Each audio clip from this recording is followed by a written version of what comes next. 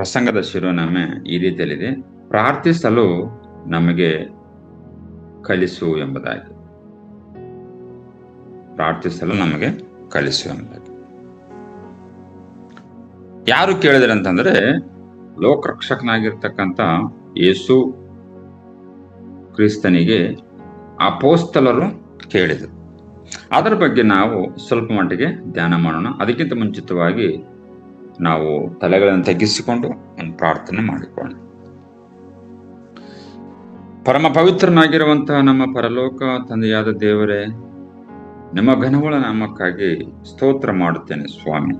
ನೀವು ಸರ್ವಶಕ್ತನು, ಸರ್ವಜ್ಞಾನಿ, ಸರ್ವವ್ಯಾಪಿ, ಸರ್ವ ಸೃಷ್ಟಿಗೆ ಯಜಮಾನನಾಗಿರುವಂತ ದೇವರೇ, ನಿಮಗೆ ಸ್ತೋತ್ರ ಕರ್ತನೆ ಸ್ವಾಮಿ. ಗತಿಸಿ ಹೋಗಿರ್ತಕ್ಕಂಥ ರಾತ್ರಿ ವೇಳೆಯಲ್ಲಿ ಸುಖಕರವಾದ ನಿದ್ರೆಯನ್ನು ಕೊಟ್ಟು ನೂತನ ದಿನವನ್ನು ಕೊಟ್ಟಿದ್ದಕ್ಕಾಗಿ ನಿಮಗೆ ಸ್ತೋತ್ರ ಸ್ವಾಮಿ. ಈ ನೂತನವಾಗಿರ್ತಕ್ಕಂಥ ದಿನದಲ್ಲಿ ನಮ್ಮನ್ನು ಜೀವಿತರ ಸಂಖ್ಯೆಯಲ್ಲಿ ಎಣಿಸಿದ್ದಕ್ಕಾಗಿ ನಿಮಗೆ ಸ್ತೋತ್ರ ಮಾಡುತ್ತೇವೆ ಸ್ವಾಮಿ. ಕರ್ತನೆ, ಈಗ ನಾವು ಸ್ವಾಮಿ ಆನ್ಲೈನ್ ಅಲ್ಲಿ ನಿಮ್ಮ ವಾಕ್ಯಗಳನ್ನು ಧ್ಯಾನ ಮಾಡುವಾಗ ಪರಿಶುದ್ಧಾತ್ಮನ ಮೂಲಕ ನನ್ನನ್ನು ಮತ್ತು ನಮ್ಮನ್ನು ತುಂಬಿಸು, ನಡೆಸು, ಬಲಪಡಿಸು. ಸೇರಿ ಬಂದಿರುವಂತ ನಮ್ಮೆಲ್ಲರನ್ನು ಕೂಡ ನೀವು ಆಶೀರ್ವಾದ ಮಾಡಬೇಕೆಂಬುದಾಗಿ ಬೇಡುತ್ತಾ ಯೇಸುವಿನ ಹೆಸರಿನಲ್ಲಿ ಪ್ರಾರ್ಥಿಸಿ ಬೇಡಿಕೊಳ್ತೇನೆ ತಂದೆ, ಆಮೆನ್. ದೇವರಿಗೆ ಸ್ತೋತ್ರ ಉಂಟಾಗ್ಲಿ. ಈ ದಿವಸ ನಾವು ಲೂಕನ ಬರೆದ ಸುವಾರ್ತೆ 11ನೇ ಅಧ್ಯಾಯ ವಚನ 1-13 ನಾವು ನೋಡ್ತಾ ಇದ್ದೇವೆ.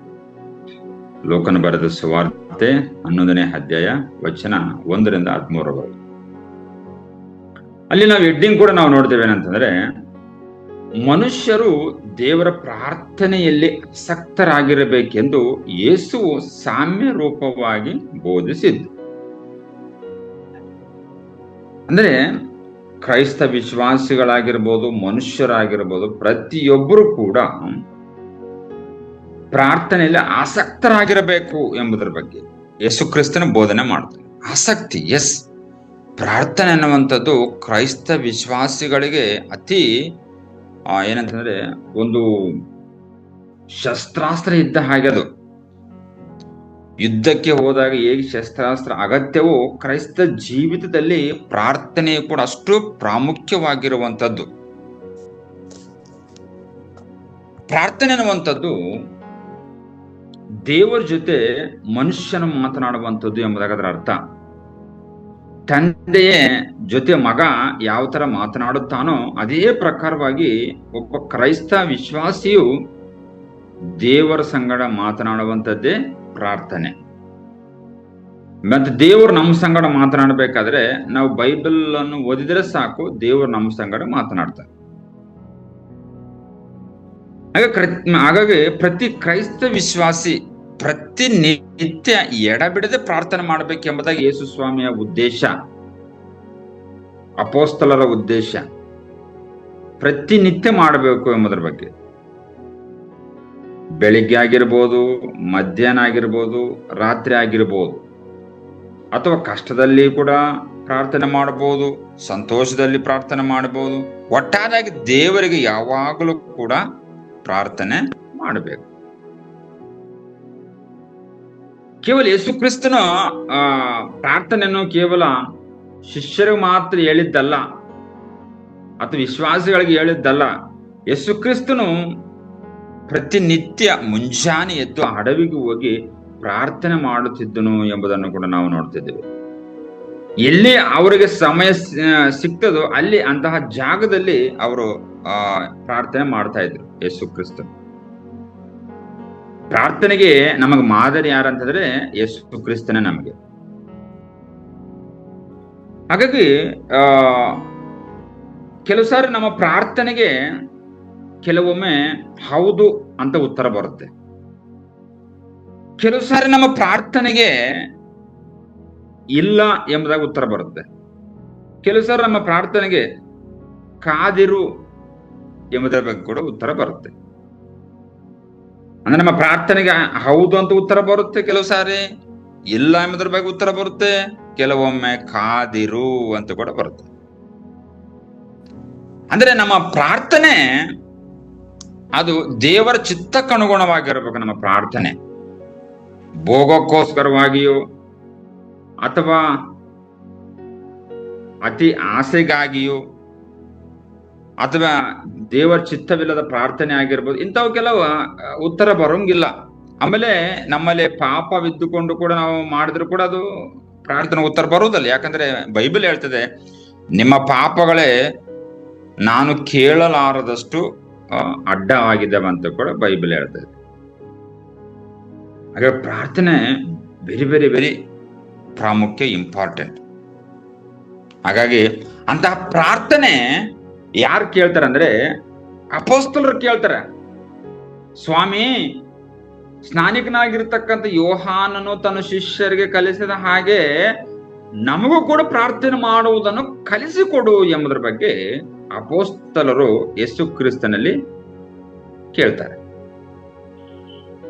ಸ್ನಾನಿಕನಾಗಿರ್ತಕ್ಕಂಥ ಯೋಹಾನನು ತನ್ನ ಶಿಷ್ಯರಿಗೆ ಯಾವ ತರ ಕಲಿಸಿಕೊಟ್ಟಿದ್ದಾನೆ ಅದೇ ಪ್ರಕಾರವಾಗಿ ನಮಗ್ ಕೂಡ ಪ್ರಾರ್ಥನೆ ಮಾಡುವುದನ್ನು ಕಲಿಸಿಕೊಡು ಅಂತಂದಾಗ ಅವಾಗ ಯೇಸು ಕ್ರಿಸ್ತನು ಯಾವ ತರ ಪ್ರಾರ್ಥನೆ ಮಾಡಬೇಕು ಎಂಬುದ್ರ ಬಗ್ಗೆ ಕಲಿಸಿಕೊಡ್ತಾನೆ. ಯಾವ ತರ ಪ್ರಾರ್ಥನೆಯಲ್ಲಿ ಪ್ರಾರ್ಥನೆ ಏನೇನು ಅಂಶಗಳು ಇರಬೇಕು, ಯಾವ ತರ ಎಲ್ಲ ಪ್ರಾರ್ಥನೆ ಮಾಡಬೇಕು ಎಂಬುದ್ರ ಬಗ್ಗೆ ನಾವು ನೋಡ್ತೇವೆ. ಹಾಗಾಗಿ ಮತ್ತಾಯನ ಇದ್ರ ಬಗ್ಗೆ ಬಹಳ ಚೆನ್ನಾಗಿ ಬರೆದಿದ್ದಾನೆ. ಮತ್ತಾಯನ ಬಹಳ ಚೆನ್ನಾಗಿ ಬರೆದಿದ್ದಾನೆ. ಯಾಕಂದ್ರೆ ಆ ಮತ್ತಾಯನ ಬರೆದಿರುವಂಥದ್ದನ್ನೇ ನಾವು ಪ್ರತಿನಿತ್ಯ ವಿಶ್ವಾಸಗಳು ನಮ್ಮ ಆರಾಧನೆಗಳಲ್ಲಿ ಅದನ್ನು ಮುಕ್ತಾಯದ ಸಮಯದಲ್ಲಿ ನಾವು ಮಾಡುತ್ತೇವೆ ಆ ಪ್ರಾರ್ಥನೆ. ಮತ್ತಾಯನ ಚೆನ್ನಾಗಿ ಬರೆದಿದ್ದಾನೆ. ಲೂಕ ಇಲ್ಲಿ ಸ್ವಲ್ಪ ಮಟ್ಟಿಗೆ ತಂದೆಯೇ ನಿನ್ನ ನಾಮ ಪರಿಶುದ್ಧ ನೆನೆಸಲ್ಪಡಲಿ ಎಂಬುದಾಗಿ ಬರೆದಿದ್ದಾನೆ. ಆದ್ರೆ ಮತ್ತಾಯನ ಏನಂತ ಬರೆದಿದ್ದಾನೆ ಅಂದ್ರೆ ಪರಲೋಕದಲ್ಲಿರುವ ನಮ್ಮ ತಂದೆಯೇ ಅಂತ ಸಂಬೋಧನೆ ಮಾಡಿದ್ದಾನೆ. ಹಾಗಾಗಿ ಇಲ್ಲಿ ಪರಲೋಕದಲ್ಲಿರುವ ನಮ್ಮ ತಂದೆಯೇ ಅಂತೇಳಿ ನಾವು ನೋಡುವಾಗ ನಾವು ಪ್ರಾರ್ಥನೆ ಮಾಡುವಾಗ ನಮ್ಮ ತಂದೆಗೆ ಹೆಸರಿಸಿ ಆತನಿಗೆ ನಾವು ಪ್ರಾರ್ಥನೆ ಮಾಡಬೇಕು. ಇವತ್ತು ನಾವು ಪ್ರಾರ್ಥನೆ ಪರಿಶುದ್ಧಾತ್ಮನಿಗಲ್ಲ, ನಮ್ಮ ಪ್ರಾರ್ಥನೆ ಯೇಸು ಕ್ರಿಸ್ತನಿಗಲ್ಲ, ನಮ್ಮ ಪ್ರಾರ್ಥನೆ ದೇವರಿಗೆ ಮಾಡಬೇಕು. ಯಾರ ಮುಖಾಂತರವಾಗಿ? ಯೇಸು ಕ್ರಿಸ್ತನ ಮುಖಾಂತರವಾಗಿ. ಪರಿಶುದ್ಧಾತ್ಮ ನಮ್ಮ ಸಂಗಡ ಇದ್ದುಕೊಂಡು ನಾವು ಪ್ರಾರ್ಥನೆ ಮಾಡಬೇಕು. ಅಂದ್ರೆ ನಮ್ಮ ಪ್ರಾರ್ಥನೆಯಲ್ಲಿ ತ್ರಯೇಕತ್ವ ಇರಬೇಕು. ಆದ್ರೆ ಯಾವ ಮೂರ್ತಿಯ ಹೆಸರನ್ನಾಗಲಿ ನಾವು ಸಂಬೋಧಿಸಬಾರದು, ಯಾವ ಆತ್ಮವನ್ನಾಗಲಿ ನಾವು ಸಂಬೋಧಿಸಬಾರದು ಪ್ರಾರ್ಥನೆಯಲ್ಲಿ ಪ್ರಾರಂಭದಲ್ಲಿ, ಅಥವಾ ದೇವದೂತರನ್ನಾಗಲಿ ನಾವು ಸಂಬೋಧಿಸಬಾರದು, ಅಥವಾ ಭಕ್ತರ ಹೆಸರಿನಿಂದಾಗಲಿ ನಾವು ಪ್ರಾರ್ಥನೆಯನ್ನು ಆರಂಭಿಸಬಾರದು. ಹಾಗೆ ಕರ್ತನ ಪ್ರೀತಿಯುಳ್ಳ ದೇವಜನರೇ, ಪರಲೋಕದಲ್ಲಿರುವ ತಂದೆಯೇ ನಿನ್ನ ನಾಮವು ಪರಿಶುದ್ಧವೆಂದು ಎಣಿಸಲ್ಪಡಲಿ ಎಂಬುದಾಗಿ ಪ್ರಾರ್ಥನೆ ಮಾಡಬೇಕು. ಆ ತರ ಪ್ರಾರ್ಥನೆ ನಮ್ಮದಾಗಿರ್ಬೇಕು. ಯಾವುದೋ ಭಕ್ತರ ಮುಖಾಂತರ ಭಕ್ತರ ಹೆಸರಿನಿಂದ, ದೇವದೂತರ ಹೆಸರಿನಿಂದ, ಅಥವಾ ಯಾವುದೇ ಒಂದು ವಸ್ತುವಿನ ಹೆಸರಿನಿಂದ, ಅಥವಾ ವಿಶ್ವಾಸಿ ಅಥವಾ ಯಾವುದೋ ಒಂದು ಮೂರ್ತಿಯ ಹೆಸರಿನಿಂದ, ಸೊ ಈ ತರ ಮಾಡುವಂಥದ್ದಲ್ಲ. ಡೈರೆಕ್ಟ್ ಆಗಿ ಪರಲೋಕದಲ್ಲಿರುವ ನಮ್ಮ ತಂದೆಯೇ ನಿನ್ನ ನಾಮವು ಪರಿಶುದ್ಧವನ್ನು ಎಣಿಸಲ್ಪಡಲಿ ಎಂಬುದಾಗಿ ನಾವು ಪ್ರಾರ್ಥನೆ ಮಾಡಬೇಕು. ಆ ತರ ನಮ್ಮ ಪ್ರಾರ್ಥನೆ ಇರಬೇಕು. ಜೊತೆಗೆ ನಿನ್ನ ರಾಜ್ಯವು ಬರಲಿ ಎಂಬುದಾಗಿ ಯೇಸು ಸ್ವಾಮಿ ಅವರು ಹೇಳ್ತಾರೆ. ನಿನ್ನ ರಾಜ್ಯವು ಬರಲಿ ಎಂಬುದಾಗಿ. ಯಾವಾಗ ಕ್ರಿಸ್ತನು ಲೋಕಕ್ಕೆ ಬಂದನೋ ಆಗ ದೇವರ ರಾಜ್ಯ ಲೋಕಕ್ಕೆ ಬಂತು.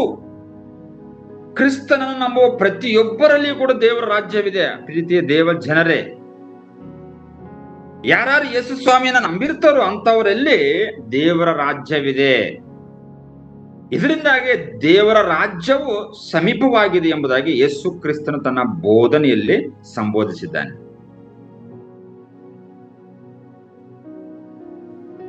ಆದ್ರೆ ಇನ್ನೊಂದು ರೀತಿಯಿಂದ ನಾವು ನೋಡುವುದಾದ್ರೆ ದೇವರ ರಾಜ್ಯವು ಇನ್ನೂ ಸಂಪೂರ್ಣವಾಗಿ ಬಂದಿಲ್ಲ. ಒಂದು ರೀತಿಯಲ್ಲಿ ಸೈತಾನನು ಈಗಲೂ ಕೂಡ ಈ ಲೋಕವನ್ನು ಆಳುತ್ತಿದ್ದಾನೆ. ಅದಕ್ಕಾಗಿ ಅಂದ್ರೆ ನಿನ್ನ ರಾಜ್ಯವು ಬರಲಂತಂದ್ರೆ ಎಲ್ಲರಲ್ಲಿ ಕೂಡ ಬಂದಿಲ್ಲ. ಅಂದ್ರೆ ಯಾರ್ಯಾರು ಯೇಸು ಸ್ವಾಮಿಯಲ್ಲಿ ವಿಶ್ವಾಸ ಬಿಟ್ಟಿದ್ದಾರೋ, ನಂಬಿಕೆ ಇಟ್ಟಿದ್ದಾರೋ ಅಂತವರಲ್ಲಿ ಆಲ್ರೆಡಿ ಏನು ಬಂದಿದೆ ಅಂದ್ರೆ ದೇವರ ರಾಜ್ಯ ಬಂದಿದೆ. ಯಾಕೆ ಇನ್ನೂ ಬಂದಿಲ್ಲ ಅಂತಂದ್ರೆ, ಕೆಲವರಲ್ಲಿ ಬಂದಿಲ್ಲ ಅಂದ್ರೆ ಅಂಥವರಲ್ಲಿ ಸೈತಾನನು ಆಳ್ವಿಕೆ ಮಾಡ್ತಾ ಇದ್ದಾನೆ. ಯಾಕಂದ್ರೆ ಈ ಲೋಕಾಧಿಪತಿ ಯಾರಂದ್ರೆ ಸೈತಾನನು. ಸೈತಾನ ಈ ಲೋಕದ ಅಧಿಪತಿಯಾಗಿದ್ದಾನೆ. ಬಹಳ ಜನರು ಸೈತಾನ ರಾಜ್ಯದ ಕತ್ತಲೆಯಲ್ಲಿ ಈಗಲೂ ಕೂಡ ಕೈದಿಗಳಾಗಿದ್ದಾರೆ. ಆದ್ದರಿಂದ ದೇವರು ಜನರ ಜೀವಿತದಲ್ಲಿ ಬರುವಂತೆಯೂ ಹೆಚ್ಚೆಚ್ಚಾಗಿ ಜನರು ಸೈತಾನ ರಾಜ್ಯದಿಂದ ಬಿಡುಗಡೆ ಹೊಂದಿ ದೇವರ ರಾಜ್ಯಕ್ಕೆ ಬಾಧ್ಯರಾಗುವುದಕ್ಕಾಗಿ ನಾವು ಪ್ರಾರ್ಥಿಸುವುದು ಬಹಳ ಬಹಳ ಅವಶ್ಯಕವಾದದ್ದು ಎಂಬುದಾಗಿ ಯೇಸು ಕ್ರಿಸ್ತನು ಹೇಳ್ತಾ ಇದ್ದಾನೆ. ನಿನ್ನ ರಾಜ್ಯವು ಬರಲಿ ಸ್ವಾಮಿ ಎಂಬುದಾಗಿ. ಸೈತಾನನ ರಾಜ್ಯದಲ್ಲಿ ನಾವಿದ್ದ, ಆದ್ರೆ ನಿನ್ನ ರಾಜ್ಯ ಬರಬೇಕು ನಮಗೆ. ಸೈತಾನ ರಾಜ್ಯ ಕತ್ತಲೆ ರಾಜ್ಯ, ಅದು ಬೆಳಕಿನ ರಾಜ್ಯವಲ್ಲ. ಯೇಸು ಕ್ರಿಸ್ತನದು ಅದು ಪರಲೋಕದ ರಾಜ್ಯ, ಅದು ಬೆಳಕಿನ ರಾಜ್ಯ. ಹಾಗಾಗಿ ನಿನ್ನ ರಾಜ್ಯವು ಬರಲಿ ಎಂಬುದಾಗಿ ನಾವು ಪ್ರಾರ್ಥನೆ ಮಾಡಬೇಕಾಗಿದೆ. ಮಾತ್ರವಲ್ಲದೆ ಯೇಸು ಕ್ರಿಸ್ತನು ಕೂಡ ತಿರುಗಿ ಬಂದು ಸೈತಾನನ್ನು ನಾಶ ಮಾಡಿ ದೇವ ರಾಜ್ಯವನ್ನು ಸಂಪೂರ್ಣವಾಗಿ ಲೋಕದಲ್ಲಿ ಸ್ಥಾಪನೆ ಆಗುವ ಹಾಗೆ ಪ್ರಾರ್ಥನೆ ನಾವು ಮಾಡಬೇಕು. ಕ್ರಿಸ್ತರು ಕೂಡ 2ನೇ ಸಾರಿ ಈ ಲೋಕಕ್ಕೆ ಬರ್ತಾನೆ. ಅದಕ್ಕಾಗಿ ನಾವು ಯೇಸುವೆ ಲೋಕಕ್ಕೆ ಬಾ, ಕರ್ತನೆ ಬಾ ಎಂಬುದಾಗಿ ಕೂಡ ನಾವು ಪ್ರಾರ್ಥನೆ ಮಾಡ್ತಾ ಇದ್ದೇವೆ. ಯಾಕಂದ್ರೆ ಕ್ರಿಸ್ತನು ತಿರುಗಿ ಬಂದ ನಂತರವೇ ದೇವರ ರಾಜ್ಯವು ಪರಲೋಕದಲ್ಲಿ ಮತ್ತು ಲೋಕದಲ್ಲಿ ಕೂಡ ಸಂಪೂರ್ಣವಾಗಿ ಸ್ಥಾಪಿತವಾಗುವುದು. ಮತ್ತೆ ನಾವು ನೋಡ್ತೇವೆ, ನಿನ್ನ ಚಿತ್ತವು ನೆರವೇರಲಿ ಎಂಬುದಾಗಿ. ಎಲ್ಲೆಲ್ಲಿ ದೇವರ ರಾಜ್ಯವಿದೆಯೋ ಅಲ್ಲಿ ಆತನ ಚಿತ್ತವು ಸಂಪೂರ್ಣವಾಗಿ ನೆರವೇರುತ್ತಾ ಬರುತ್ತದೆ. ಆತನ ಚಿತ್ತವು ಪ್ರತಿ ದಿನವೂ ನಮ್ಮ ಜೀವಿತದಲ್ಲಿ ಸಂಪೂರ್ಣವಾಗಿ ನೆರವೇರಲ್ಪಡುವಂತೆ ದೃಢ ಮನಸ್ಸಿನಿಂದ ನಾವು ಪ್ರಾರ್ಥನೆ ಮಾಡಬೇಕು ಎಂಬುದಾಗಿ ಯೇಸು ಸ್ವಾಮಿಯವರು ಹೇಳ್ತಾ ಇದ್ದಾರೆ. ನಮ್ಮ ಚಿತ್ತವಲ್ಲ, ದೇವರ ಚಿತ್ತ ನೆರವೇರಿಸಲ್ಪಡಬೇಕು. ದೇವರ ಚಿತ್ತಕ್ಕನುಗುಣವಾಗಿ ನಾವು ನಡೀಬೇಕು. ನಮ್ಮ ಬಲ, ನಮ್ಮ ಪರಾಕ್ರಮ, ನಮ್ಮ ವಿದ್ಯೆ, ನಮ್ಮ ಆಸ್ತಿ ಇದಲ್ಲ, ದೇವರ ಚಿತ್ತ ಇರಬೇಕು ನಾವೇನೇ ಮಾಡಿದ್ರು ಕೂಡ. ಅದಕ್ಕಾಗಿ ನಮ್ಮ ಚಿತ್ತವಲ್ಲ, ನಿಮ್ಮ ಚಿತ್ತ ನೆರವೇರಲ್ಪಡಬೇಕೆಂಬುದಾಗಿ ಇಲ್ಲಿ ಯೇಸು ಸ್ವಾಮಿ ಅವರು ಬೋಧನೆ ಮಾಡ್ತಾ ಇದ್ದಾರೆ. ಕರ್ತನಲ್ಲಿ ಪ್ರೀತಿಯುಳ್ಳ ದೇವ ಜನರೇ, ಮತ್ತೆ ನಾವು ನೋಡ್ತಾ ಇದ್ದೇವೆ, ನಮ್ಮ ಅನುದಿನದ ಆಹಾರವನ್ನು ಇವತ್ತು ನಮಗೆ ದಯಪಾಲಿಸು ಎಂಬುದರ ಬಗ್ಗೆ. ಇದರ ಅರ್ಥ ಏನು? ನಮಗೆ ದಿನದಿಂದ ದಿನಕ್ಕೆ ಅವಶ್ಯಕವಾಗಿರ್ತಕ್ಕ ಎಲ್ಲ ಸಂಗತಿಗಳನ್ನು ದೇವರಿಂದ ನಾವು ಹೊಂದಿಕೊಳ್ಳಬೇಕಾಗಿದೆ. ದೇವರಿಗಾಗಿ ನಾವು ಪ್ರಾರ್ಥನೆ ಮಾಡಬೇಕಾಗಿದೆ. ನಮ್ಮ ದೇಹಗಳಿಗೆ ಬೇಕಾಗಿರ್ತಕ್ಕಂಥ ಆಹಾರ, ನಮ್ಮ ದೇಹಗಳಿಗೆ ಬೇಕಾಗಿರ್ತಕ್ಕಂಥ ಬಟ್ಟೆ, ನಮ್ಮ ದೇಹಗಳಿಗೆ ಬೇಕಾಗಿರ್ತಕ್ಕಂಥ ಮನೆ, ನಮ್ಮ ದೇಹಗಳಿಗೆ ಬೇಕಾಗಿರ್ತಕ್ಕಂಥ ಆರೋಗ್ಯ, ಇವೆಲ್ಲವುಗಳನ್ನು ಕೂಡ ನಾವು ಪ್ರಾರ್ಥನೆ ಮೂಲಕವಾಗಿ ದೇವರಿಗೆ ಪ್ರಾರ್ಥನೆ ಮಾಡಬೇಕು, ಬೇಡಿಕೊಳ್ಳಬೇಕು.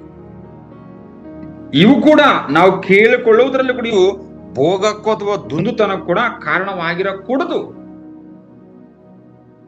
ಪ್ರತಿ ದಿವಸ ನಾವು ದೇವರನ್ನು ಅವಲಂಬಿಸಿರಬೇಕು. ಪ್ರತಿನಿತ್ಯ ನಮ್ಮ ಜೀವಿತ ಪ್ರಾರ್ಥನೆಯೊಂದಿಗೆ ಪ್ರಾರಂಭವಾಗಬೇಕು. ಪ್ರತಿನಿತ್ಯ ನಮ್ಮ ಜೀವಿತ ಪ್ರಾರ್ಥನೆಯೊಂದಿಗೆ ಅಂತ್ಯವಾಗಬೇಕು. ಇದು ಕ್ರೈಸ್ತ ವಿಶ್ವಾಸಿಗಳಲ್ಲಿ, ಕ್ರೈಸ್ತ ಭಕ್ತರಲ್ಲಿ ಇರ್ತಕ್ಕಂಥ ಒಂದು ಏನಂತಂದ್ರೆ ಒಂದು ಸತ್ಯ, ಒಂದು ನಿಜವಾಗಿರ್ತಕ್ಕಂಥ ಪ್ರಾರ್ಥನೆ ಆಗಿರುತ್ತೆ. ಹಾಗಾಗಿ ಪ್ರತಿ ದಿವಸ ನಾವು ದೇವರನ್ನು ನಾವು ಅವಲಂಬಿಸಿರಬೇಕು. ಆತನ ಶಕ್ತಿಯನ್ನು ಆಧಾರ ಮಾಡಿಕೊಳ್ಳದೆ ಒಂದು ದಿನವೂ ಕೂಡ ನಾವು ಜೀವಿಸಬಾರದು. ಹಾಗಾಗಿ ಆತನ ಶಕ್ತಿಯನ್ನು ನಾವು ಪ್ರತಿನಿತ್ಯ ನಾವು ಆಧಾರ ಮಾಡಿಕೊಳ್ಳಬೇಕು. ಆತನು ಇನ್ನು ಏನಂತಂದ್ರೆ ನಮ್ಮ ಪ್ರಾರ್ಥನೆಗಳಿಗೆ ಅನೇಕ ರೀತಿಯ ಆತನ ಉತ್ತರಗಳನ್ನು ಕೂಡ ಕೊಡ್ತಿರ್ತಾನೆ. ಆಮೇಲೆ ದೇವರು ನಮ್ಮ ಅವಶ್ಯಕತೆಗಳನ್ನು ಲಕ್ಷಿಸುವನಾಗಿದ್ದಾನೆ. ಭೂಮಿಯನ್ನು ಪರಲೋಕವನ್ನು ಸೃಷ್ಟಿಸಿದ ದೊಡ್ಡ ದೇವರಾದ ಆತನು ನಮ್ಮ ದಿನನಿತ್ಯದ ಆಹಾರಕ್ಕಾಗಿಯೂ ಲಕ್ಷಿಸುವನಾಗಿದ್ದಾನೆ. ಆತನ ದೃಷ್ಟಿಯಲ್ಲಿ ದೇಶಗಳ ಧೂಳಿನಂತಿವೆ, ಆದಾಗಿ ಹಸಿದಿರುವ ನಮ್ಮೆಲ್ಲರನ್ನು ಕೂಡ ಆತನು ಬಲ್ಲವನಾಗಿದ್ದಾನೆ. ಕರ್ತನಲ್ಲಿ ಪ್ರೀತಿಯುಳ್ಳ ದೇವ ಜನರೇ, ನಾವು ದೇವರನ್ನು ನಾವು ಆತುಕೊಳ್ಳಬೇಕು. ನಾವು ದೇವರ ಮೇಲೆ ನಾವು ಆಧಾರವಾಗಿರಬೇಕು. ಮತ್ತೆ ನಾವು ನೋಡ್ತೇವೆ ಇಲ್ಲಿ ಏನಂತಂದ್ರೆ ನಮಗೆ ತಪ್ಪು ಮಾಡಿದವರನ್ನು ಕೂಡ ಕ್ಷಮಿಸಿದಂತೆ ನಮ್ಮ ತಪ್ಪುಗಳನ್ನು ಕೂಡ ಕ್ಷಮಿಸು ಎಂಬುದರ ಬಗ್ಗೆ. ಅಂದ್ರೆ ನಮ್ಮ ತಪ್ಪುಗಳನ್ನು ಕ್ಷಮಿಸು. ಯಾವ ರೀತಿಯಾಗಿ ನಾವು ನಮ್ಮ ಸಾಲಗಾರರನ್ನ ಕ್ಷಮಿಸುತ್ತೇವೆ ಅದರಂತೆ ದೇವರು ನಮ್ಮನ್ನು ಕ್ಷಮಿಸ್ತಾನೆ. ಯಾವಾಗ ನಾವು ದೇವರನ್ನು ನಂಬಿ ರಕ್ಷಣೆಯನ್ನು ಹೊಂದುವಾಗ ದೇವರು ನಮ್ಮನ್ನು ಕ್ಷಮಿಸ್ತಾನೆ. ಕ್ರಿಸ್ತನು ಇದರ ಸಲುವಾಗಿ ಮಾತನಾಡುವುದೇನೆಂದ್ರೆ ಮೊದಲನೇ ಸಲ ಏನು ಅಲ್ಲವೇ ಅಲ್ಲ. ಅನೇಕ ಸಂದರ್ಭಗಳಲ್ಲೂ ಕೂಡ ಯೇಸು ಸ್ವಾಮಿಯವರು ಮಾತನಾಡಿದ್ದಾರೆ. ಇಲ್ಲಿ ಕ್ರೈಸ್ತರದ ನಮ್ಮ ದಿನನಿತ್ಯದ ಜೀವಿತದ ಬಗ್ಗೆ ಮಾತನಾಡುತ್ತಾನೆ, ಹೇಳ್ತಾ ಇದ್ದಾನೆ. ನಾವು ದೇವರನ್ನು ನಂಬುವುದಕ್ಕಿಂತ ಮುಂಚೆ ಮಾಡಿದ ಎಲ್ಲಾ ಅಪರಾಧಗಳನ್ನು ಧಾರಾಳವಾಗಿ ಆತನು ಕ್ಷಮಿಸುವನಾಗಿದ್ದಾನೆ. ಯಾಕಂದ್ರೆ ದೇವರು ಕೃಪೆ ಮತ್ತು ಕರುಣೆಯುಳ್ಳವ ದೇವರಾಗಿದ್ದಾನೆ. ಆತ ನಮ್ಮನ್ನು ಕ್ಷಮಿಸ್ತಾನೆ. ಹಾಗಾಗಿ ನಾವು ಕೂಡ ಮತ್ತೊಬ್ಬರನ್ನು ಕ್ಷಮಿಸಬೇಕು. ಮುಖ್ಯವಾಗಿ ನಾವು ಮತ್ತೊಬ್ಬರನ್ನು ಕ್ಷಮಿಸುವ ರೀತಿಯಲ್ಲಿ ದೇವರೇ ನೀವು ನಮ್ಮನ್ನು ಕ್ಷಮಿಸಿ ಎಂಬುದಾಗಿ ನಮ್ಮ ಪ್ರಾರ್ಥನೆ ಇರಬೇಕು. ನಂತರದಲ್ಲಿ ನಮ್ಮನ್ನು ಶೋಧನೆಗೆ ಒಳಗಾಗದಂತೆ ನಮ್ಮನ್ನು ನಡೆಸಿ ಎಂಬುದಾಗಿ ನಾವು ಪ್ರಾರ್ಥನೆ ಮಾಡಬೇಕು. ಅಂದ್ರೆ ನಾವು ಶೋಧನೆಯಲ್ಲಿ ಬೀಳದಂತೆ ಎಂಬುದರ ಅರ್ಥ ಈ ವಚನದಲ್ಲಿ ಸೈತಾನಿಂದ ಸೋಲು ಹೊಂದುವುದು ಎಂಬುದಾಗಿ ಅದರ ಅರ್ಥ. ಶೋಧನೆ ಅಂತಂದ್ರೆ ಸೈತಾನಿಂದ ಸೋಲು ಹೊಂದುವುದು ಎಂಬುದಾಗಿ. ಪಾಪದಲ್ಲಿ ಬೀಳುವುದಂತಂದ್ರೆ ದೇವರಿಂದ ಬೇರೆಯಾದಂತೆ ಎಂಬುದಾಗಿ ಅದರ ಅರ್ಥ. ಶೋಧನೆ ಎಂಬ ಶಬ್ದವು ಈ ವಚನದಲ್ಲಿ ಒಂದು ರೀತಿಯ ಪರೀಕ್ಷೆಯಲ್ಲ. ದೇವರು ಕ್ರೈಸ್ತರಿಗೆ ಇದರ ಮೂಲಕ ನಂಬಿಕೆಯನ್ನು ಪರೀಕ್ಷಿಸುವನಾಗಿದ್ದಾನೆ. ಇವತ್ತು ಅನೇಕ ಸಂದರ್ಭಗಳಲ್ಲೂ ಕೂಡ ಶೋಧನೆ ಅನ್ನುವಂಥದ್ದು ಪ್ರತಿಯೊಬ್ಬರಿಗೂ ಬರ್ತಿರ್ತದ. ಶೋಧನೆ ಬರುವಂಥದ್ದು ತಪ್ಪಲ್ಲ, ಶೋಧನೆಗೆ ಒಳಗಾಗುವಂತ ತಪ್ಪಲ್ಲ. ಆದರೆ ಆ ಶೋಧನೆಯಲ್ಲಿ ಪಾಪ ಮಾಡಕೂಡದು. ಬೈಬಲ್ ಕೂಡ ಹಾಗೆ ಹೇಳ್ತದೆ. ಯೇಸು ಕ್ರಿಸ್ತನು ಕೂಡ ಅದರ ಶೋಧನೆಗೆ ಒಳಗಾದನು, ಆದರೆ ಪಾಪ ಮಾತ್ರ ಮಾಡಲಿಲ್ಲ ಎಂಬುದಾಗಿ ನಾವು ನೋಡ್ತೇವೆ. ಪಾಪ ಮಾತ್ರ ಮಾಡಲಿಲ್ಲ. ಹಾಗಾಗಿ ನಾವು ನಮ್ಮ ಪ್ರಾರ್ಥನೆ ಹೇಗಿರ್ಬೇಕಂದ್ರೆ ಶೋಧನೆಗೆ ಒಳಗಾಗದಂತೆ ನಮ್ಮನ್ನು ಅದರಿಂದ ಸೇರಿಸಬೇಡ, ಶೋಧನೆಗೆ ಒಳಗಾಗದಂತೆ ಕೀಡಿಂದ ನಮ್ಮನ್ನು ತಪ್ಪಿಸಿ ಎಂಬುದಾಗಿ ನಮ್ಮ ಪ್ರಾರ್ಥನೆ ಆಗಿರಬೇಕು. ಕರ್ತನಲ್ಲಿ ಪ್ರೀತಿಯುಳ್ಳ ದೇವಜನರೇ, ಪ್ರಾರ್ಥನೆ ವೆರಿ ವೆರಿ ವೆರಿ ಇಂಪಾರ್ಟೆಂಟ್. ಕ್ರೈಸ್ತ ಜನರಿಗೆ ತುಂಬಾ ಪ್ರಾಮುಖ್ಯವಾಗಿರ್ತಕ್ಕಂಥ ಸಂಗತಿಯಾಗಿದೆ. ಹಾಗಾಗಿ ಶೋಧನೆ ಎನ್ನುವ ಶಬ್ದವು ಬೇರೆ ಅರ್ಥವುಳ್ಳದಾಗಿದೆ. ಅದೇನಂತಂದ್ರೆ ಕ್ರಿಸ್ತನು ಇಲ್ಲಿ ನಮಗೆ ಕಲಿಸುವುದೇನೆಂದ್ರೆ ಶೋಧನೆವರೆಗೂ ನಾವು ಶೋಧನೆಯಲ್ಲಿ ಬೀಳದಂತೆ ಕಾಪಾಡಿ ಎಂಬುದಾಗಿ ನಾವು ಪ್ರಾರ್ಥನೆ ಮಾಡಬೇಕು. ಈ ಶೋಧನೆ ಅಂದಂದ್ರೆ ದೇವರಿಗೆ ವಿಮುಖವಾಗುವುದು ಎಂದರ್ಥ. ಅದರಿಂದ ಕೇಡಿಂದ ನಮ್ಮನ್ನು ತಪ್ಪಿಸು. ಸತತವಾಗಿ ನಾವು ಪ್ರಾರ್ಥನೆ ಮಾಡಬೇಕು. ಯಾಕಂತಂದ್ರೆ ಶೋಧನೆ ಒಂದು ಸೈತಾನಿಂದ ಬರುವಂತದ್ದಾಗಿರುತ್ತದೆ. ಯಾಕಂದ್ರೆ ಸೈತಾನನ್ನು ಗರ್ಜಿಸುವ ಸಿಂಹಾದೋಪಾದಲ್ಲಿ ಯಾರನ್ನು ನುಂಗಲಿ ಎಂಬುದಾಗಿ ಆತನು ತಿರುಗಾಡ್ತಿರ್ತಾನೆ. ಅದಕ್ಕಾಗಿ ಅಂತಹ ಶೋಧನೆಗೆ ನಾವು ಬೀಳದಂತೆ ನಾವು ಎಚ್ಚರಿಕೆಯಾಗಿರಬೇಕೆಂಬುದಾಗಿ ನಾವು ಯೇಸು ಕ್ರಿಸ್ತನಲ್ಲಿ ನಾವು ಪ್ರಾರ್ಥನೆ ಮಾಡಬೇಕು. ಕರ್ತನಲ್ಲಿ ಪ್ರೀತಿಯುಳ್ಳ ದೇವಜನರೇ, ನಾವಿಲ್ಲಿ ಮುಖ್ಯವಾಗಿ ಮತ್ತೊಂದು ಏನ್ ನೋಡ್ತೀವಿ ಅಂತಂತಂದ್ರೆ, ಮುಖ್ಯವಾಗಿ ಇನ್ನೊಂದು ಅಂಶವನ್ನು ಕೂಡ ನಾವು ನೋಡ್ತೇವೆ. ಇಲ್ಲಿ ಮನುಷ್ಯರು ಹೇಗೆ ಪ್ರಾರ್ಥಿಸಬೇಕೆಂಬುದರ ಕುರಿತು ಒಂದು ಸಾಮ್ಯವನ್ನು ಯೇಸು ಕ್ರಿಸ್ತನು ಹೇಳ್ತಾ ಇದ್ದಾನೆ. ಒಂದು ಸಾಮ್ಯ. ಈ ಸಾಮ್ಯದಲ್ಲಿ ಏನಂತಂದ್ರೆ ಸ್ನೇಹಿತರು ಮೊದಲನೇ ಒಂದು ಮನೆಯನ್ನು ನಿರಾಕರಿಸ್ತ. ಒಂದು ಸ್ನೇಹಿತರ ಮನೆಗೆ ಯಾರೋ ಬಂದಿದ್ದಾರೆ. ಅವನೇನು ಮಾಡ್ತಾನೆ, ಅವ್ರಿಗೆ ಊಟಕ್ಕೋಸ್ಕರವಾಗಿ ಮತ್ತೊಬ್ಬ ಸ್ನೇಹಿತನ ಬಳಿಗೆ ಹೋಗ್ತಾನೆ. ಮತ್ತೊಬ್ಬ ಸ್ನೇಹಿತನ ಬಳಿಗೆ ಅವನೇನು ಮಾಡ್ತಾನೆ, ನೋಡಪ್ಪ, ನಾನು ಮಲ್ಕೊಂಡಿದ್ದೇನೆ, ನನ್ನ ಮನೆ ಕದ ಹಾಕಿದೆ, ನನ್ನ ಮಕ್ಕಳು ಮಲ್ಕೊಂಡಿದ್ದಾರೆ, ನಾನು ಎದ್ದು ನಿನಗೆ ಏನಂದ್ರೆ ರೊಟ್ಟಿಯನ್ನು ಕೊಡ್ಲಿಕ್ಕೆ ಆಗುವುದಿಲ್ಲ ಎಂಬುದರ ಬಗ್ಗೆ. ಆದ್ರೆ ಆ ಸ್ನೇಹಿತ ಏನಂತ ಕೇಳಿದ, ಇಲ್ಲ, ನೀನು ಎದ್ದು ನನಗೆ ನೀನು ರೊಟ್ಟಿ ಕೊಡು, ಯಾಕಂದ್ರೆ ನನ್ನ ಮನೆಗೆ ಒಬ್ಬ ಸ್ನೇಹಿತನು ಬಂದಿದ್ದಾನೆ, ನಾನು ಅವನಿಗೆ ಕೊಡಬೇಕು ನಾನು ಎಂಬುದರ ಬಗ್ಗೆ. ಹಾಗಾಗಿ ಇಲ್ಲಿ ನಾವೇನ್ ನೋಡ್ತೀವಿ ಅಂತಂದ್ರೆ, ಬಂದಿರತಕ್ಕಂಥ ಸ್ನೇಹಿತ ತನಗೋಸ್ಕರವಾಗಿ ಬೇಡ್ತಾ ಇಲ್ಲ, ತನ್ನ ಮನೆಗೆ ಬಂದಿರತಕ್ಕಂಥ ಅತಿಥಿಗೋಸ್ಕರವಾಗಿ ಬೇಡ್ತಾ ಇದ್ದಾನೆ, ಕೊಡುವವರೆಗೆ ಬೇಡ್ತಾ ಇದ್ದಾನೆ. ಅಂದ್ರೆ ಅರ್ಥ ಏನು, ನಾವು ಕೂಡ ಯಥಾರ್ಥವಾಗಿ ಪ್ರಾಮಾಣಿಕವಾಗಿ ದೇವರಲ್ಲಿ ಕೊಡುವವರೆಗೆ ನಾವು ಪ್ರಾರ್ಥನೆ ಮಾಡಬೇಕು. ಕೊಡುವವರೆಗೆ, ನಮ್ಮ ಪ್ರಾರ್ಥನೆಗೆ ಉತ್ತರ ಸಿಗುವವರೆಗೂ ನಾವು ಪ್ರಾರ್ಥನೆ ಮಾಡಬೇಕು ಎಂಬುದಕ್ಕೆ ಅದರ ಅರ್ಥ. ಅಂದ್ರೆ ಈ ಒಂದು ಪ್ರಾರ್ಥನೆ ಮನವಿ ಸ್ವಾರ್ಥದಿಂದ ಕೂಡಿದ್ದಾಗಿರ್ಲಿಲ್ಲ. ನಾವು ಇತರರಿಗೋಸ್ಕರ ಅಥವಾ ಕ್ರಿಸ್ತನಿಗೋ ನಾವು ಇತರರಿಗೋಸ್ಕರವಾಗಿ ನಾವು ದೇವರ ಹತ್ರ ನಾವು ಬೇಡಿಕೊಳ್ಳಬೇಕು. ಹಾಗಾಗಿ ದೇವರು ನಮಗೆ ಏನ್ ಕೊಡ್ತಾನೆ ಅಂತಂತಂದ್ರೆ ಆಶೀರ್ವಾದವನ್ನು ಕೊಡ್ತಾನೆ. ನಾವು ಇತರರಿಗೋಸ್ಕರವಾಗಿ ಪ್ರಾರ್ಥನೆ ಮಾಡಬೇಕು, ನಮಗೋಸ್ಕರವಾಗಿ ಕೂಡ ನಾವು ಪ್ರಾರ್ಥನೆ ಮಾಡಬೇಕು. ಹಾಗಾಗಿ ಈ ತರ ನಮ್ಮದಾಗಿರ್ಬೇಕು, ನಮ್ಮ ಪ್ರಾರ್ಥನೆ ಈ ತರದ್ದಾಗಿರ್ಬೇಕು. ಅಂದ್ರೆ ಯೇಸು ಕ್ರಿಸ್ತನ ಕೊಡುವವರು ಕೂಡ ನಾವು, ದೇವರು ಕೊಡುವವರು ಕೂಡ ನಾವು ಬೇಡಿಕೊಳ್ತಾ ಇರಬೇಕು. ಎಷ್ಟರ ಮಟ್ಟಿಗೆ ಬೇಡಿಕೊಳ್ಬೇಕಂತಂದ್ರೆ ಇಲ್ಲಿ ಯೇಸು ಸ್ವಾಮಿ ಅವರು ಹೇಳ್ತಾರೆ, ಮತ್ತೆ ನಿನ್ನ ಕಾಟದ ದೆಸೆಯಿಂದ ಅವನು ಯಾವ ತರ ಎದ್ದು ಬಂದು ಕೊಟ್ಟನು ಅದೇ ಪ್ರಕಾರವಾಗಿ ಆ ತರ ನೀವು ಪ್ರಾರ್ಥನೆ ಮಾಡಬೇಕು, ಎಡಬಿಡದ ಪ್ರಾರ್ಥನೆ ಮಾಡಬೇಕು ಎಂಬುದರ ಬಗ್ಗೆ. ಮತ್ತೆ ನಾವಿಲ್ಲಿ ನೋಡ್ತೀವಿ ಏನಂತಂದ್ರೆ ಯಾವ ತರ ಅಂತಂದ್ರೆ, ಬೇಡಿಕೊಳ್ಳಿ ನಿಮಗೆ ದೊರೆಯುವುದು, ಹುಡುಕಿರಿ ಸಿಕ್ಕುವುದು, ತಟ್ಟಿರಿ ನಿಮಗೆ ತೆರೆಯುವುದು. ಯಾಕಂದ್ರೆ ಬೇಡಿಕೊಳ್ಳು ಪ್ರತಿಯೊಬ್ಬನು ಹೊಂದುವನು, ಹುಡುಕುವವನಿಗೆ ಸಿಕ್ಕುವುದು, ತಟ್ಟುವವನಿಗೆ ತೆರೆಯುವುದು. ನಿಮ್ಮಲ್ಲಿ ತಂದೆಯೇ ಆದವನು ಮೀನನ್ನು ಕೇಳುವ ಮಗನಿಗೆ ಮೀನು ಕೊಡದ ಹಾವನ್ನು ಕೊಡವನೇ, ತತ್ತಿಯನ್ನು ಕೇಳಿದ ಚೇಳನ್ನು ಕೊಡವನೇ. ಹಾಗಾದ್ರೆ ಕೆಟ್ಟವರಾದ ನೀವು ನಿಮ್ಮ ಮಕ್ಕಳಿಗೆ ಒಳ್ಳೆಯ ಪದಾರ್ಥಗಳನ್ನು ಕೊಡಬಲ್ಲವರಾದರೆ ಪರಲೋಕದಲ್ಲಿರುವ ನಿಮ್ಮ ತಂದೆಯು ತನ್ನನ್ನು ಬೇಡಿಕೊಳ್ಳುವವರಿಗೆ ಎಷ್ಟೋ ಹೆಚ್ಚಾಗಿ ಪವಿತ್ರಾತ್ಮ ವರವನ್ನು ಕೊಡವನಲ್ಲವೇ ಅಂತೇಳಿ ಲೂಕನು ಇಲ್ಲಿ ಬರೆದಿದ್ದಾನೆ, ಯೇಸು ಕ್ರಿಸ್ತನ ಮಾತುಗಳನ್ನು. ಹಾಗಾಗಿ ನಾವು ಎಡಬಿಡದೆ ನಾವು ಪ್ರಾರ್ಥನೆ ಮಾಡಬೇಕು. ಅಂದ್ರೆ ನಮ್ಮ ಮಕ್ಕಳಿಗೆ ನಾವು ಮೀನನ್ನು ಕೇಳಿದ್ರೆ ನಾವು ಹಾವನ್ನಂತೂ ಕೊಡಂಗಿಲ್ಲ, ತತ್ತಿ ಕೇಳಿದ್ರೆ ಚೇಳನ್ನು ಕೊಡಂಗಿಲ್ಲ. ಅಂದ್ರೆ ಕೆಟ್ಟವರಾದ ನೀವೇ ನಿಮ್ಮ ಮಕ್ಕಳಿಗೆ ಒಳ್ಳೆಯ ಪದಾರ್ಥಗಳನ್ನು ಕೊಡಬಲ್ಲವರಾದರೆ ಪರಲೋಕದಲ್ಲಿರುವುದು ನಿಮ್ಮ ತಂದೆಯು ತನ್ನನ್ನು ಬೇಡಿಕೊಳ್ಳುವವರಿಗೆ ಎಷ್ಟೋ ಹೆಚ್ಚಾಗಿ ಕೊಡುವನಲ್ಲವೇ.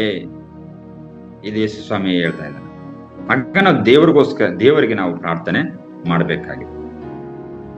ಇವತ್ತು ನಾವು ನೋಡ್ತಾ ಇದ್ದೇವೆ ಒಬ್ಬ ಮಿಷನರಿ ಜೀವನ ಚರಿತ್ರೆ, ಮೇರಿ ಆರ್ಟೆಮಿಸಿಯಾ ಲ್ಯಾತ್ಬರಿ ಎಂಬುದರ ಬಗ್ಗೆ. ಇವರ ಬಗ್ಗೆ, ಇವರು 10ನೇ ಆಗಸ್ಟ್ 1841ರಲ್ಲಿ ಇವರು ಜನಿಸಿದರು. 20ನೇ ಅಕ್ಟೋಬರ್ 1913ರಲ್ಲಿ ಇವರು ಮರಣ ಹೊಂದಿದರು. ಇವರು ಒಬ್ಬ ಅಮೆರಿಕನ್ ಕವಿ, ಇವರು ಕಲಾವಿದೆ ಮತ್ತು ಸ್ತೋತ್ರ ಬರಹಗಾರ್ತಿಯಾಗಿದ್ರು. ಇವರು ದೇವರನ್ನು ಮಹಿಮೆ ಪಡಿಸಲು ತಮ್ಮ ಪ್ರತಿಭೆಯನ್ನು ಮೀಸಲಿಟ್ಟರು. ಇವರು ಯಾವುದಕ್ಕೆ ಹೆಸರು ವಾಸಿಯಾಗಿದ್ದಾರೆ ಅಂತಂದ್ರೆ break thou the bread of life ಮತ್ತು day is dying in the west ನಂತಹ ಸ್ತೋತ್ರಗಳಿಗೆ ಇವರು ಹೆಸರು ವಾಸಿಯಾಗಿದ್ರು. ಅಂದ್ರೆ ಇವರು ಕೆಲವೊಂದು, ಯಾಕಂದ್ರೆ ಇವರು ಕಲಾವಿದೆ ಅಲ್ಲ, ಇವರು ಕವಿ ಅಲ್ವಾ, ಕೆಲವೊಂದು ಕವನಗಳನ್ನು ಕೂಡ ಇವರು ಬರೆದಿದ್ರು. ಇಂತಹ ಸ್ತೋತ್ರದ ಕವನಗಳಿಗೆ ಇವರು ತುಂಬಾ ಹೆಸರುವಾಸಿಯಾಗಿತ್ತು. ಇದು ಇಂದಿಗೂ ಕೂಡ ಆರಾಧಕರನ್ನು ಇದು ಪ್ರೇರೇಪಣೆ ಮಾಡ್ತಾ ಇದೆ. ಸಹೋದರಿ ಮೇರಿ ಈ ಒಂದು ಕಾವ್ಯವು ಸತ್ಯವೇದದ ಮೇಲಿನ ಆಳವಾದ ಪ್ರೀತಿ ಮತ್ತು ಸೃಷ್ಟಿಯ ಸೌಂದರ್ಯವನ್ನು ಪ್ರತಿಬಿಂಬಿಸುವಂತ ರೀತಿಯಲ್ಲಿ ಬರೆಯಲ್ಪಟ್ಟಿದೆ.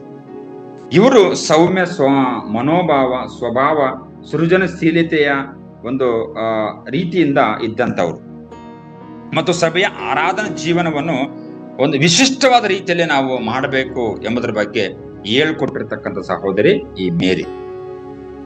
ಮತ್ತು ಇವರ ಕಲೆ ಮತ್ತು ಮಾತುಗಳ ಮೂಲಕ ಅನೇಕರು ಲೆಕ್ಕವಿಲ್ಲದಷ್ಟು ಆತ್ಮಗಳು ದೇವರನ್ನು ನಂಬಿ, ಕ್ರಿಸ್ತನನ್ನು ನಂಬಿ ಕ್ರಿಸ್ತನ ಕಡೆಗೆ ನಡೆಸಿದರು ಎಂಬುದನ್ನು ಕೂಡ ನಾವು ನೋಡ್ತಾ ಇದ್ದೀವಿ ಇವರ ಚರಿತ್ರೆಯಲ್ಲಿ.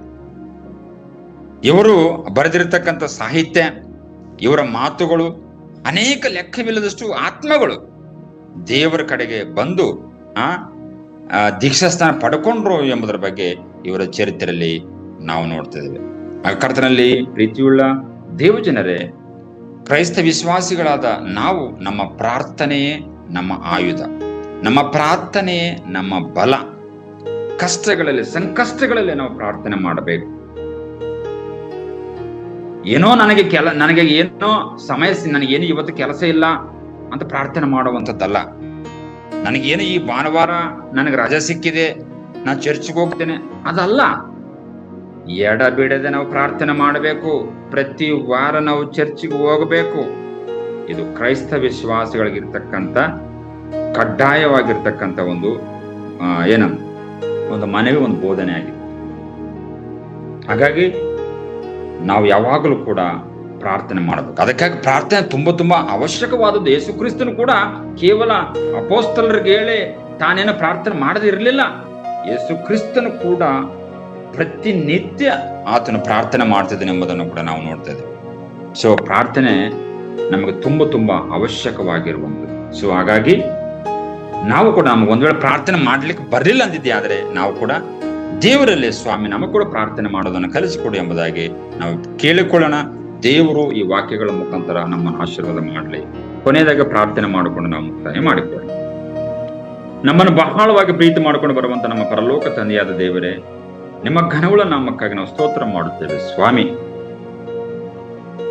ಅಂದು ಕರ್ತನೆ ಅಪೋಸ್ತಲರಿಗೆ ಯಾವ ತರ ಪ್ರಾರ್ಥನೆ ಮಾಡುವುದನ್ನು ನೀವು ಕಲಿಸಿಕೊಟ್ಟಿದ್ದೀರಿ ಸ್ವಾಮಿ, ಅದೇ ಪ್ರಕಾರವಾಗಿ ನಮಗೂ ಕೂಡ ಪ್ರಾರ್ಥನೆ ಮಾಡುವುದನ್ನು ಕಲಿಸಿಕೊಡು ಕರ್ತನೆ. ಬೇಸರಗೊಳ್ಳದೆ ನಾವು ಪ್ರಾರ್ಥನೆ ಮಾಡಬೇಕು, ಎಡಬಿಡದೆ ನಾವು ಪ್ರಾರ್ಥನೆ ಮಾಡಬೇಕು ಸ್ವಾಮಿ. ಸಮಯ ಸಿಗದಿದ್ದ ಸಂದರ್ಭದಲ್ಲಿ ಕೂಡ ನಾವು ಪ್ರಾರ್ಥನೆ ಮಾಡಬೇಕು ಸ್ವಾಮಿ. ಲೋಕರಕ್ಷಕನಾಗಿರೋ ದೇವರೇ, ನಿಮಗೆ ಸ್ತೋತ್ರ. ಒಂದು ಗಿಡಕ್ಕೆ ನೀರು ಹೇಗೆಯೋ ಹಾಗೆ ಕ್ರೈಸ್ತ ವಿಶ್ವಾಸಗಳಿಗೆ ಪ್ರಾರ್ಥನೆ ತುಂಬಾ ಅವಶ್ಯಕವಾಗಿರುವಂಥದ್ದು ಸ್ವಾಮಿ. ಪ್ರತಿ ವಿಶ್ವಾಸಿ ಜೀವಿತದಲ್ಲಿ, ಪ್ರತಿ ವಿಶ್ವಾಸಿ ಕುಟುಂಬದಲ್ಲಿ ಕರ್ತನೆ ಪ್ರಾರ್ಥನೆ ತುಂಬಾ ಪ್ರಾಮುಖ್ಯವಾಗಿರುವಂಥದ್ದು. ಹಾಗಂತ ಪ್ರಾರ್ಥನೆ ಜೀವಿತ ಎಲ್ಲರಲ್ಲೂ ಕೂಡ ಇರಬೇಕೆಂಬುದಾಗಿ ನಿಮ್ಮಲ್ಲಿ ಬೇಡುತ್ತೇವೆ ಸ್ವಾಮಿ. ಮತ್ತು ವಿಶೇಷವಾಗಿ ನಮ್ಮ ಕಲಬಾರ್ ಚಾಪಲ್ ಸಂಸ್ಥಾನ ಆಶೀರ್ವಾದ ಮಾಡ್ರಿ ಸ್ವಾಮಿ. ಲೋಕರಕ್ಷಕನಾಗಿರುವಂತ ದೇವರೇ, ನಿಮಗೆ ಸ್ತೋತ್ರ ಕರ್ತನೆ, ನಿಮಗೆ ಸ್ತೋತ್ರ. ಈಗಿರ್ತಕ್ಕಂಥ ಸರ್ಕಾರಗಳು ಸ್ವಾಮಿ ಕ್ರೈಸ್ತ ವಿರುದ್ಧವಾಗಿ ಕೆಲವೊಂದು ಕಾನೂನುಗಳನ್ನು ಕೂಡ ತರ್ತಾ ಇದ್ದಾರೆ ಸ್ವಾಮಿ. ಕರ್ತನೆ, ಅಂತಹ ಕಾನೂನುಗಳು ಬರಬಾರದು ಸ್ವಾಮಿ. ಅದರಿಂದ ಕ್ರೈಸ್ತ ವಿಶ್ವಾಸಿಗಳಿಗೆ, ಕ್ರೈಸ್ತ ಆಸ್ತಿಗಳಿಗೆ ತುಂಬಾ ತೊಂದರೆ ಉಂಟಾಗುತ್ತದೆ ಸ್ವಾಮಿ. ಕರ್ತನೆ, ನಮ್ಮ ಪ್ರಾರ್ಥನೆಯನ್ನು ಲಾಲಿಸು ಸ್ವಾಮಿ. ನಮ್ಮ ಪ್ರಾರ್ಥನೆ ಅಂಗೀಕರಿಸು ಕರ್ತನೆ. ನಮ್ಮ ಪ್ರಾರ್ಥನೆಯನ್ನು ನಿರಾಕರಿಸಬೇಡ. ಹಾಗಾಗಿ ಸ್ವಾಮಿ, ನಮ್ಮ ಕಲವಾರ್ ಚಾಪಲ ಸಂಸ್ಥೆನ ಆಶೀರ್ವಾದ ಮಾಡು, ಮುಖ್ಯಸ್ಥರುಗಳನ್ನು ಆಶೀರ್ವಾದ ಮಾಡು, ಮತ್ತು ನಮ್ಮ ಉತ್ತರ ಕರ್ನಾಟಕದ ಮುಖ್ಯಸ್ಥರಾಗಿರುವಂತ ಪಾಸ್ಟರ್ ನವನೀತ್ ಕುಮಾರ್ ಐನವರನ್ನು ಆಶೀರ್ವಾದ ಮಾಡ್ರಿ. ಅವ್ರ ಮುಖಾಂತರವಾಗಿ ಇನ್ನೂ ಶ್ರೇಷ್ಠವಾಗಿರ್ತಕ್ಕಂಥ ಸೇವಾ ಕಾರ್ಯಗಳನ್ನು ಮಾಡುವಂತೆ ನೀವು ಸಹಾಯ ಮಾಡ್ರಿ. ಆರೋಗ್ಯ ಭಾಗ್ಯವನ್ನು ಕೊಡ್ರಿ ಕರ್ತನೆ. ಇಲ್ಲಿ ಸೇರಿ ಬಂದಿರುವಂತ ಈ ಒಂದು ಜೂಮ್ ಆನ್ಲೈನ್ ಅಲ್ಲಿ ಸೇರಿ ಬಂದಿರುವಂತ ಎಲ್ಲರನ್ನು ಕೂಡ ನೀವು ಆಶೀರ್ವಾದ ಮಾಡ್ರಿ. ಹೆಸರಾಗಿ ಆಶೀರ್ವಾದ ಮಾಡ್ರಿ ಸ್ವಾಮಿ.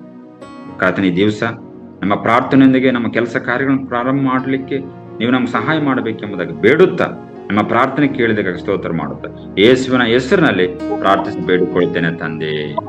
ಆಮೆನ್.